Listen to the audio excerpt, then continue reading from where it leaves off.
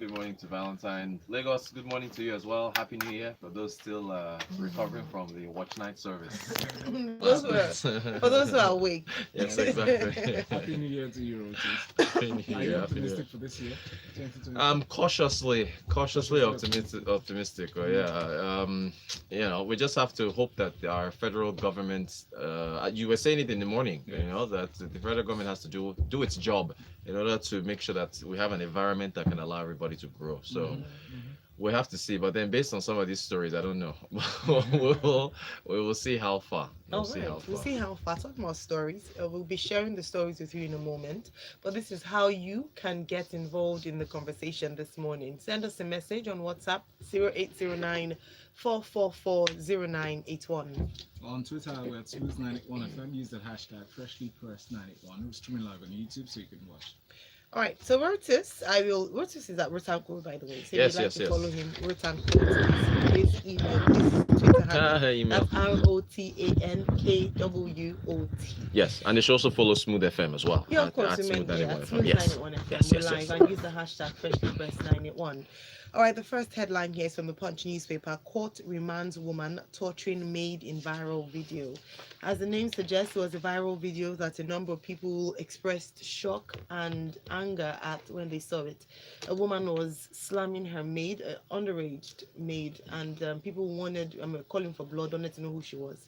It happened in Enugu State, and the lady who has been identified as Mrs. Amaka Otolehi in Enugu has been remanded by the Enugu East Magistrate District Okay. yesterday in Enugu Correctional Center. Please take us through the story. Yeah, thankfully for tech, someone recorded her repeatedly slamming the girl against the ground, and that was now circulated. It went viral, and now the authorities have stepped in. Thankfully, they've moved quickly, and she's going to be punished for her crime. I believe there was a man there as well with her. Somebody else was supposed to be apparently with her when that happened. But the key thing here is this. This is not the first time this is happening. Back in July or early August, I remember I even wrote about somebody else. This lady was beating this young boy with a belt and then locked him in a dog cage. There were dogs there. She locked him in a cage and then walked away. This happened in Surulere. This is someone who is a small business owner. Luckily somebody stepped forward because again it was recorded by telephone. We have to ask ourselves as human beings why we treat our domestic workers like this. It's quite troubling, and this was recorded. It was somebody caught it by phone. That's how we found out. Now, what's been happening before phones were available to record all these things? How many of these other, incidents are happening? And then if you think about another aspect of this, when you think about labor laws and underage workers, I'd highlighted child labor, child abuse, Yeah. and the status. I know it's almost as if, that's not a conversation we want to be having because it's a long road to achieving that. But we must have these conversations. I don't know why I've been so obsessed with having a girl, but do I want my daughter, whenever she gets here, to go and work as a maid for someone when she should be in school, right? I mean, so think of the conditions that will lead to these. I mean, there's so much here. This is so much more than just beating up. So many wrongs in this kind of story. Yeah. The first wrong that will be our attention will be drawn to will be the lady who was abusing this young child this way, and then our attention should be drawn to the parents. Ask questions like these parents in the villages that send these children to the city. We know that most of them give excuses that they don't have money to take care of this kids to raise them. Why do you have them in the first place?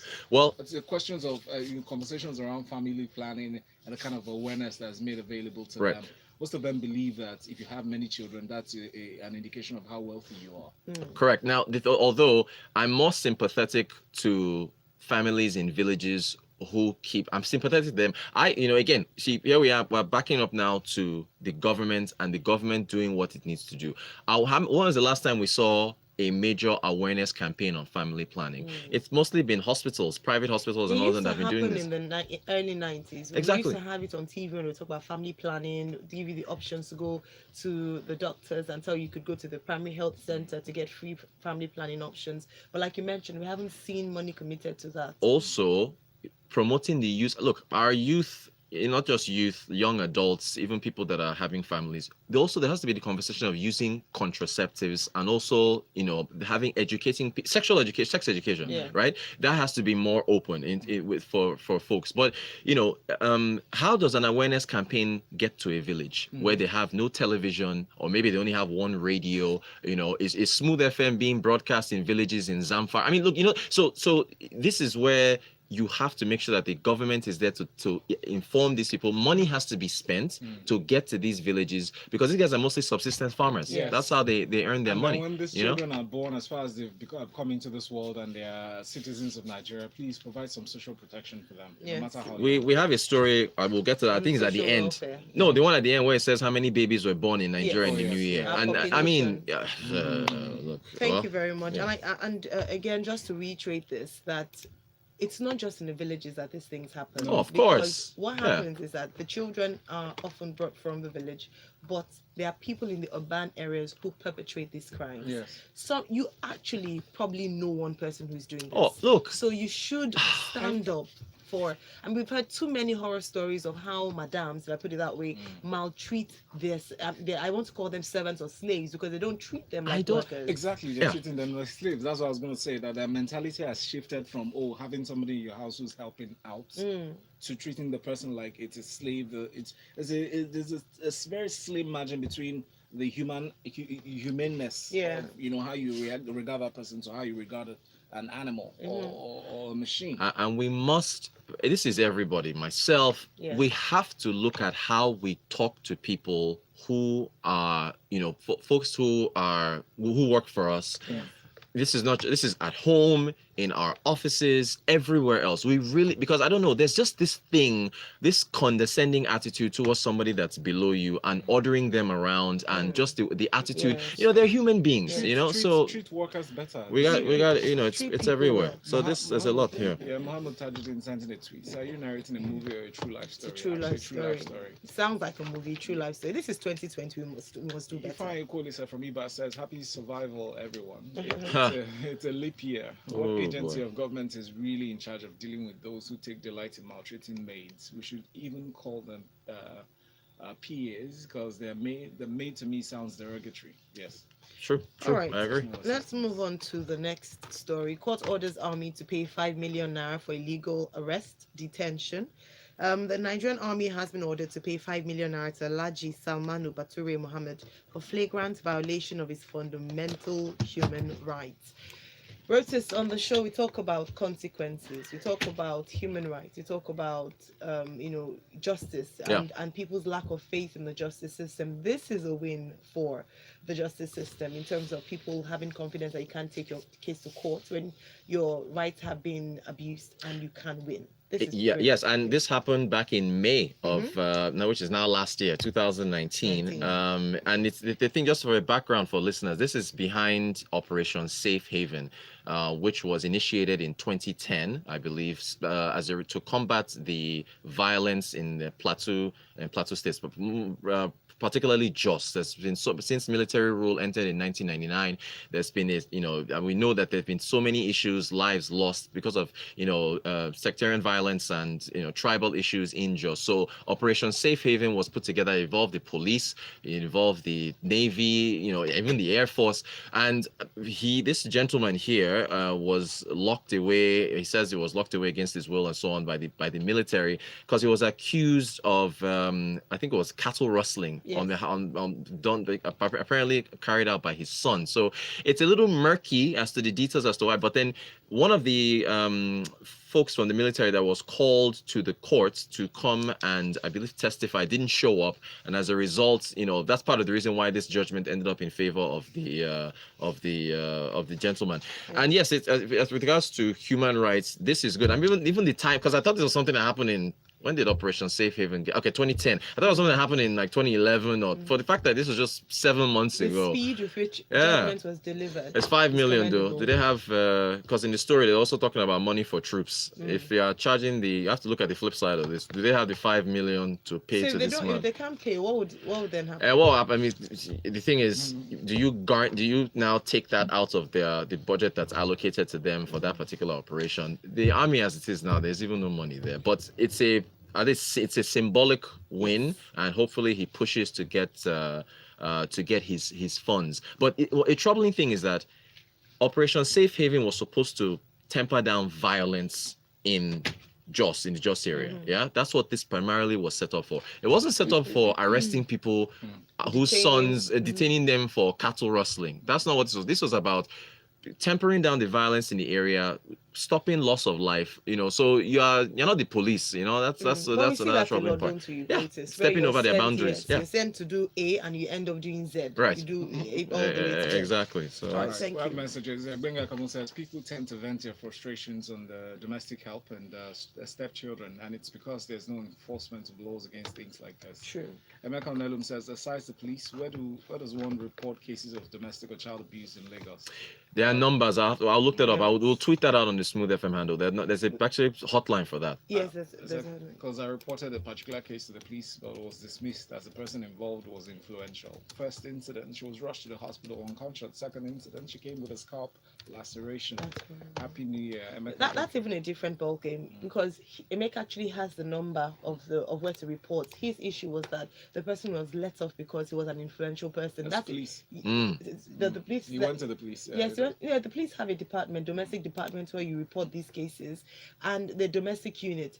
And in cases, these are people who are above the law in society. We see that a number of times. So people report someone, and that's why they don't even have the confidence of reporting their bosses, because it feels like, what's going to happen? The boss will know the policeman, nothing will happen, and it will be back they to believe square they're one. above the law. So no one is.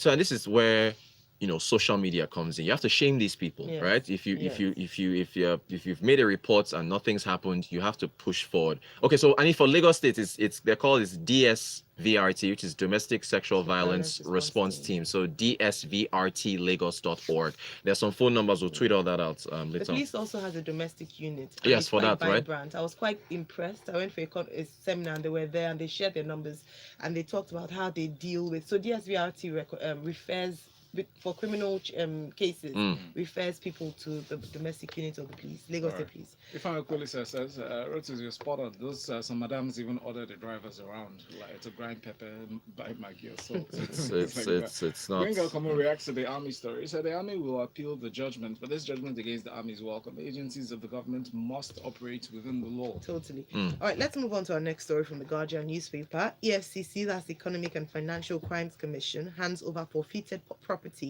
to the National Directorate of Employment, NDE. This is interesting, Reuters, because this morning you were talking about abandoned buildings or buildings that were taken over. Yes, and I how was. They should be put to good, be put to use and not just left, empty. To be empty, right? So please take us through the story. Oh, so there was a judgment against 2 individuals, or is it 3 individuals? It was in Abuja. They forfeited property on behalf of the federal government, by Justice Ijoma Ojukwu, and apparently there were ill-gotten gains behind that building, and they handed it over to the government. Took over the building. Now they are giving this building they're saying it's going to be used as headquarters for the National Directorate of Employment. Lagos, I had to look these guys up, right? The NDE, the National Directorate of Employment, was set up in 1989, right? So that's when it was set up. And it was under the regime, I believe it was under Babangida, because at that time, Nigeria was facing, our last recession was 2016. We were facing recession back in the 80s. And so they set up this committee, this NDE, in order to reduce unemployment. Yeah. That's what this body is set up for. So their mandate is the directorate is empowered to operate as an employment creation agency, statutory charged with implementing programs to combat mass unemployment, to articulate policies aimed at developing work programs with labor. That's what they're set up for. They've been around since 1989. That's about 30 years. 31 years. Yeah, 31 now going into 2020. Yeah. Have you heard from the ND? Have you guys heard any programs? We've had duplication of agencies. Empower. Yes. Look, in Lagos, the point I'm making here is that this is an agency that's not done anything But for us. Empower really is. No, Empower is not from them. Oh. No. That's separate. When you say National Directorate of Employment, it's normally assumed that they have provisions or services that they give to the civil service. For instance, obviously, just without thinking too far. Hiring of staff. And ensuring, checks and balances, if there are any, that the staff, the people that are going to employ have the required documentation, go through the right processes, but qualified for the jobs. But have we seen that? That's the thing. No, I think from what you mentioned, they were set up to actually create employment. That's what they were set up for. Empower. So it was a social intervention program, like under the military regime. Under the military regime, and they haven't been. I think about this. This is set up in 1989, and in 2019, 30 years later, you're seizing a building because they don't have headquarters. Let that boggle your mind for 2 seconds. A 30-year-old institution. Look, there are institutions in this country that are set up to just drain salaries from the this is the issue that the federal government is facing. This overlapping of different industries that do nothing for us. Yeah, think about that, please. Thank you very much. Okay. Anyway, Thank you. That's definitely food for thought. Thank you. I understand. We have messages here. Thank you very much. Happy New Year to you too. Please add your names to your messages as you send it to 0809-444-0981. There's a drama that opened up in actually robbery incident in the Federal Capital Territory. Yeah. We'll come back to that story. But first, let's touch EFCC's new arrest. Yes, another one for EFCC. EFCC arrests Senator Shehu Sani. Premium Times reports. Yes, I was going to say, how many what have we heard of the senator, the former senator who represented Kaduna Central in the last Senate, and he's now been arrested. Very interesting crime he's said to have done. This is alleged, though. Yes. It's under investigation, so it's not. And this is again what it's about, media trial. Yeah. It hasn't. He's still under investigation and been brought in for questioning. Right. He's said to have impersonated the acting chairman of the EFCC, Ibrahim Magu. Reuters. When I read the story, I didn't know what to think, because it sounds, number one, his status in society. Right. Number two, if you wanted to impersonate anybody in this world in Nigeria, Not the EFCC it's very confusing. I think I read somewhere else that he was acting on his behalf, like, because the person who was involved, some car dealer who had some issues with his in-law, and he wanted to get assistance in drumming up charges against him. So allegedly, Mr. Sani approached him and said, pay me some money and we'll sort it out. And the amount is $10,000. $10,000 is 3.6 million naira. How much? We know how much the senators have been earning. How long has Shehu Sani served? So it's a very. It sounds very. It's a weird story, but some gaps. The fact is that he's in detention, though. That one is they've taken CFCC as what the issue now is how to prove, because I think even this is from Premium Times. Yeah, Premium Times explicitly said that it's alleged. They're still not sure they're still not sure that they're able to confirm all these allegations and everything. So we'll find out in due time. Mr. Sani is a very vocal guy on Twitter. I follow him, and he tweets. And he challenges the government. Yeah, he challenges the government a lot. So we'll eventually have to hear from him, and he has to give his own side as to what's going on. But for $10,000, I don't know. That's for a man of his stature, that would be really weird if that's the amount of money involved. Right. So Reuters, in other news from the Punch newspaper, some young men decided to try out their luck. They got an information from some accomplices in this crime. It's a robbery incident that almost happened in Abuja, almost because it was thwarted by the police. Right. Certain individuals, one bartender, gave an information to one of the bank staff, colluded with the bank staff to organize a bank robbery that was meant to last 5 minutes, or rather 15 minutes. carting away 7 million naira. Right, It right. plays out like a Nollywood movie. He does. But what happens shows some compassion on the part of the robbers, and then pointing fingers at where they should be pointed. But take us through the story. Yeah, the young man who was working in a bank. I said I met one of the other robbers in I think it was a bar or so. They now decided that they were going to rob this particular bank. It's very interesting that part of the operation involved cutting off CCTVs and cutting off their, cutting them off so they wouldn't record what was going on. We want to highlight that because I've personally talked about the importance of CCTV and using. I know people probably say there's no lights and how can you afford to use them, but they're very important for banks. But anyway, the key thing here is that if you look at these robberies, it makes you ask how many of these robberies are done with the assistance of what was that Denzel Washington movie? Was it The Inside Man or Inside Guy or something?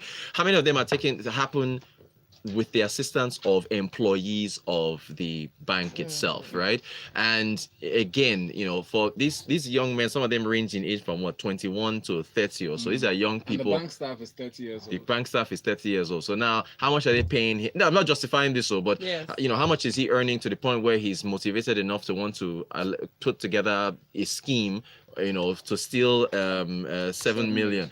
What does that give them each? If it's 4 of them, Abi, that's about 1.7 million. Counts the guy. Okay, well, is even so it's even. Oh, no, I thought it was him plus 3 other people, which is 4. Anyway, which is 1.7 million divided by the 4 of them. If it's 5, they're taking about 1.4 each. How long is that going to take you? His job was to show them where the vault is. Right. First of all, take them to where the CCTV room is. To cut that off. Yeah. Cut that off, and then point to the mopole in charge on duty. So they apparently tied the mopole with an sponge. old sponge, and then before they got downstairs, he had set himself free and ran outside. So And he shouted, "Yeah, exactly. He's free," and then he now brought back. But didn't one of them pass away? One of them, I think, securities. One shot. So, okay, they shot one of them. So, look, you have to. And then one of the robbers got into the bank when the police now started coming in. The police shot some tear gas into the banking hall. Oh, they thank now you. started untying the bank customers that were caught in there so that they wouldn't die from the tear gas. Thank you for I saw that part and I highlighted it. Imagine you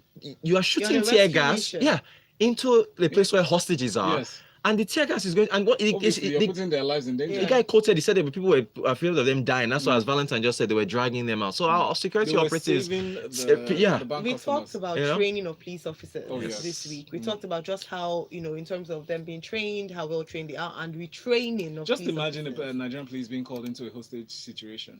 How many of them can manage a hostage Exactly. All those things So need to be talked about.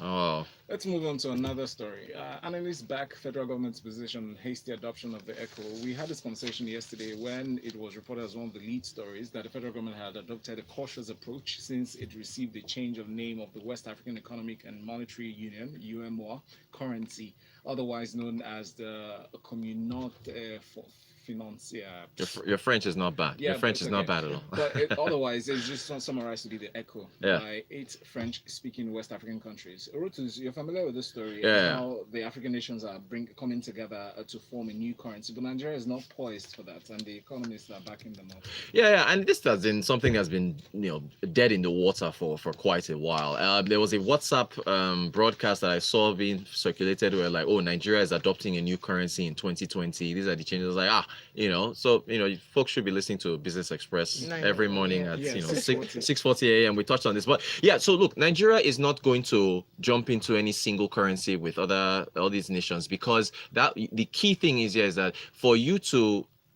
join other countries and use a singular currency that all of you will share. Now it will help with intra-African trade. It will help with us to travel to these other countries and buy stuff there. You don't have to convert your money to dollars. So it will aid that. But the key thing is that you will lose your central bank independence. Yes. So if you look at the Eurozone and what's happening there, the countries that are members that use the euro, they have a European central bank. So that one is the one that now dictates monetary and fiscal policy for the entire region.